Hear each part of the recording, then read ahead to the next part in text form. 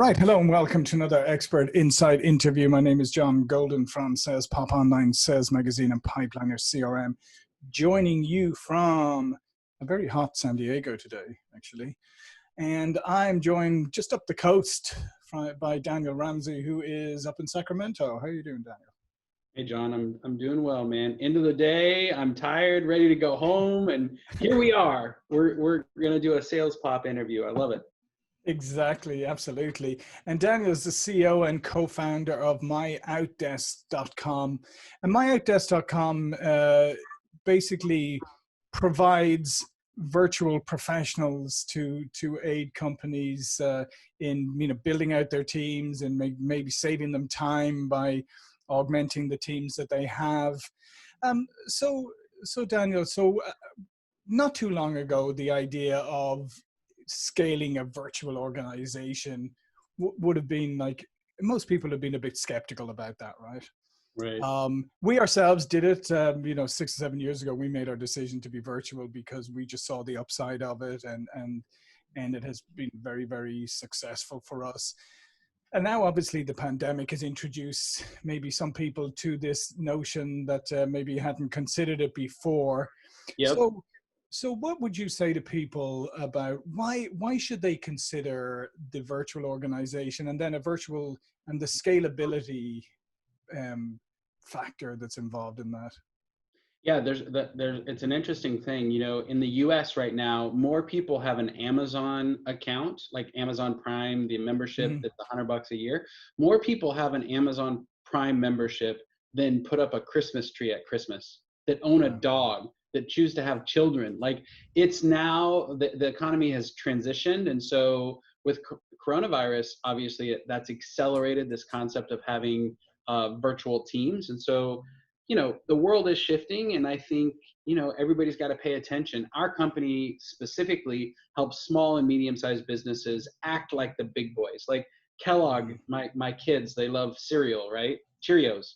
Well, Kellogg, 80% of their employees are out of the US, and yet the US remains their largest market. So what we do at My Outdesk is just simply help businesses think of ways of augmenting, blending, having some virtual professionals as well as some physical professionals in their business, so they can take advantage of cost savings as well as really driving scale, which being virtual does by just definition. Yeah. And I think one of the other things that people sometimes overlook is today, work is getting more and more and more specialized, right? The skills needed. And as we discovered ourselves, there are times when you need a very specific skill set, but you don't have a full-time job for that. They're going to come in, they're going to do, maybe they only need them for 20 hours a month, maybe you only need them for 6 months. And once upon a time, what would you have done? You'd have kind of hired somebody with that skill set and hoped that they could do a bunch of other things in order to fill in the rest of their time. Yeah. Well, it's interesting because there's one thing about having a blended model or a virtual model. When everybody's in an office, you can kind of like manage by walking around, and you can, tap on somebody's shoulder and say, no, do it like this. And because of the proximity, right? But when you build a virtual organization, one that has both physical and virtual people in it, what happens is, by definition, you have to start writing things down. You have to start creating SOPs, standard operating procedures. You have to start using video conferencing calls, right? Because it's just required. You can't just pull somebody into a room. And so all of a sudden, your organization that maybe used to run on paper or used to run on physical, assets, now gets uploaded to the cloud. And when that happens, you're just forced to create systems and processes. And that's actually the thing that helps you grow and scale so that other people can help you build your business. Yeah, and I think that's a perfect way of putting it, because I do think that, yes, unless you have your processes in place, unless you have your digital processes and you have your systems in place, it's not that easy to do. Once you have your processes and your systems in place, it's very easy to almost plug and play. And the other thing too, I think, which is a great byproduct of all of this, is that it just kind of frees up people to be where they want to be and to have more life choices about where do you locate. Gone are the days, of being forced to go. And I mean, I lived in Silicon Valley at one stage during the day, having to go there and be close to the business and whatever, and pay ridiculous amounts of money to live in a shoebox, or maybe Yeah. even share a shoebox. I don't know. But now you can make more choices because the technology and the processes are in place to allow you to work from different areas. Yeah, well, and there's a huge cost savings. I mean, when you don't have to buy laptops for everyone, Mm. provide them with a desk space, build have an office, a huge office where everybody comes every day. I mean, you're getting rid of commute times, you're getting rid of kind of that water cooler attitude where everybody's kind of talking and not really getting work done. Mm-hmm. There's a lot of efficiencies to be had. And our company, what we specialize in helping people do are really 4 different items. One, SDRs, so sales, you're in the sales world. So Yeah. sales Yep. development reps, we do a lot of that. And then customer service or support, just answering the phones and helping with enablement and kind of that onboarding of clients. And then the other side is admin or operations work, as well as, marketing assistants and design coordinators. Those are kind of our 4 categories. And we've been around 13 years. We've helped 6,000 businesses grow and scale. And it's actually kind of eye-opening. Usually when people hire their first virtual professional with us, they're like, I didn't even know this existed. And I'm like, I told you it's a little bit like crack. I know that we might want to cut that part out, but No, once you start hiring no. people virtually, hard to go back, man.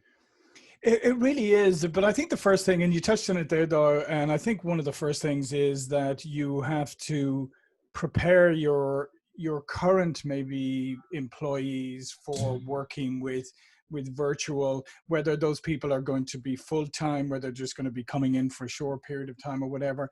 Because, once upon a time, it's like whenever you hire an outside company, it always becomes very easy to scapegoat the outside company or to sort of treat them a little bit differently. Yeah. But once you prepare your organization, like we have a few people who work for us almost full-time now, and they're indistinguishable from our actual full-time employees and their actual, their virtual contractors. Yeah. Well, there's definitely some prep that needs to happen for your internal people. And what I like to say, we have tribal knowledge. When you grow an organization and you're very close knit, small team, there's a lot of tribal knowledge that you just know and learned. And so when you bring a virtual assistant in or any virtual employees, you just have to help them and document it and put together a system. And, it's not normal to have an employee train another employee over Zoom. It's just not normal. But when you're in the virtual world, that's basically, some of the systems that you have to put in place. And one of the other things that I think has been a bit of a myth is, this idea that you can't build a culture or whatever if you don't have everybody sitting on top of one another in a building. And I will make an admission that I have many times on this to say I'm the reformed smoker of virtual working, because when I ran some companies years back, I was one of those people. I hated anybody working from home. I wanted everybody in the office. I didn't believe that you could either build a culture or you could get the most out of people. And then, fast forward, I now am on the other side. Like I said, I'm the reformed smoker, because I'm like, number one, I think it's more efficient. You can actually build. I said to somebody yesterday, the term remote workers. I have worked in offices with people who were far more remote than some of the people I've worked with who are virtual. Yeah. I'm with you. In fact, one of the things that we've done as a company, two things really. Number one, I wrote a book about this. So we have Scaling Your Business with Mod Virtual Professionals. If you're listening, you can get a copy by just simply texting 31996. That's the phone number to text with the message SVP. And basically, I spent the last 13 years putting my heart and soul into this book because I wanted other people to figure this out. And so it's Sam Victor Paul. So Scale with Virtual Professionals. That's the message you would text, and the number is 31996. But we also developed a productivity software. So all of our virtual people are on a software where we can see when they log in, see where they go, see what they're up to give our clients a little bit more peace of mind, but also just kind of see what the productivity. It's like it's like a heart monitor for your company's productivity, right? And so we have this software that all of our virtual assistants come with, and it's actually pretty cool. Yeah, and I think the other thing is, I mean, it's a good exercise for organizations to look at what what what roles do they really need internal to the organization? What do they need full-time employees? Are there roles that do physically need to be in one place or whatever? But Yep. then outside of those, then look at what are the benefits of maybe looking at the virtual instead for the other ones that fit into those other categories. And it's almost like, I mean, what we do now, we obviously look at that first. We say, okay, you know, can this be virtual? And then if not, then we say, okay, it needs to be something else. And I Right. think that's the big switch that's coming. Yeah. Well, it's interesting. You're absolutely spot on. The question in the future is going to be, what are your core capacities as a company? And Yeah. as we niche down tighter and tighter in the world, and more and more business communities, and even if you get an MBA right now, they're like, focus on your core, focus on your core, Yeah.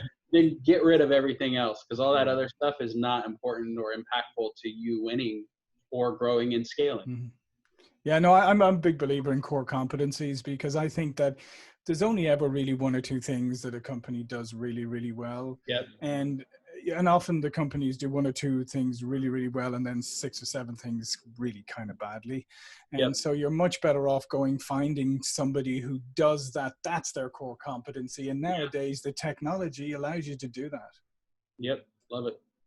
Yeah, and I think that's what we're going to see more and more of is people focusing on particular areas and then collaborating with others. But there's another byproduct too, isn't there, Danny? Wouldn't you say, in that with a network of virtual people is there's a lot of talk about diversity and all that nowadays, but it really is the thing that connects people from literally all over the world and all different backgrounds and different places, and it can become a very rich experience. A byproduct of it can be a very rich experience. Well, we have a customer, and it's really cool to watch her kind of pivot in the whole COVID world. But Hmm. she used to run events for companies, and Right. so COVID happened, and she's like been more in more demand than ever, because they'll have a wine tasting, or the other day they put together like they built a violin, like this. Her company delivers like wood, and they put together a violin all on Zoom while they're drinking Wow. coffee in the morning. Like, so there's a lot of things that you can do to foster connection, community. I mean, we give out shirts. If you're listening right now, don't worry, I'm pointing at my chest, because we have my out desk shirts, but we give out shirts and coffee mugs, and we do get together physically, pre-COVID, and we hope to get Sure. back to it next year. So twice a year, we bring everybody together in one location. I think that's really important when you're building a virtual team. We have team huddles, we have team meetings, we have whole company-wide addresses, and so it's actually kind of cool. You can build a culture virtually, even when you're across the ocean. No, absolutely, you can, and you can learn a lot more about. I mean, I've learned some very interesting things about different parts of the world and things that you wouldn't have learned unless you actually had traveled there, back in the pre-COVID days. But Yep. now, through all this interaction, you learn a lot of very interesting things, and I think it fosters a much more rich kind of a richer environment, to be honest. Yep. Absolutely. Yeah. So if somebody is considering maybe for the first time not hiring full-time employees or not having people in the company, but starting to augment with virtual professionals, Yep. what would your advice be to them as they start to think about doing this? There's a couple things. We're think about us as a marriage company. So my Outdesk, Mm, we're very much a one-to-one. So our customers come and say, I need an admin or a salesperson or mm, a marketing person or customer success person, and we give them one person. So we have a full-time gig. We think of ourselves as a marriage site. We help companies grow and scale through virtual professionals, right? But mm, there are a lot of companies out there that'll give you fractional employees or part-time folks yeah. or per project. Think Upwork, Fiverr. There's just so much. I mean, now gone are the days where you got to have a full-time bookkeeper in your office all 5 days a week, right? though there are companies out there that can support your growth, that can set you up in QuickBooks and do everything for you. So, my first piece of advice is just know what you need. Start with the outcome. Like, what am I trying to accomplish with this hire? What do I want to get? If you need support, I would definitely grab our book, because we outline how to do it right. Not only training, but systems, process. What are some of the challenges, and how do you communicate with somebody in a different culture, all that kind of stuff. But you probably will have to enable some different tools. Most companies that we talk to, we go through a process where we say, who's on your team today? What are you trying to accomplish? What's your tech stack? What kind of communication platforms? What's your training platform? So we walk through that kind of walk with the customers as they're deciding whether virtual is good for them or not, and creating a blended model. So those are all of the considerations, and my advice is, come talk to us. Completely free. Yeah. We love doing it. We've had some really cool companies, and we'd love to serve and be of help to anybody who's considering this. Yeah, and I would encourage people who are considering it to absolutely check out myoutdesk.com and Daniel, because I do think it's something that if you haven't done yet, it's on the horizon for you. I can almost be 100% certain on that. But people like Daniel and myoutdesk.com can save you a lot of heartache and a lot of lessons. Some of us learned as we went, and so there's pioneers like Daniel. We've been through it ourselves, so you don't need to go through some of the trial and error and pain when you have people like this to reach out. So before we go, Daniel, if there's anything else you want to tell people about yourself or your company, all of Daniel's information will be below this video, obviously, but if you want to share anything else now. I would just say the world is shifting. We would love to be a partner if you're considering this blended model. And it's surprising how much can be done in today's world. I mean, you can have your mail outsourced. Now you can get your lunch delivered. I mean, it's just, almost pretty soon we're not going to have to drive or do anything as entrepreneurs. It's going to be a crazy world. So yeah, man, I've had a really good time here, John. I really appreciate you, and I hope your audience might have learned some stuff. Oh yeah, no, I without a doubt they have, and I think it's an important subject, and I think it's something that people are, as I said, are definitely going to be looking into more and more. My name is John Golden, SalesPOP Online Sales Magazine and Pipeliner CRM, and I'll see you all for another expert interview really soon. Thank you.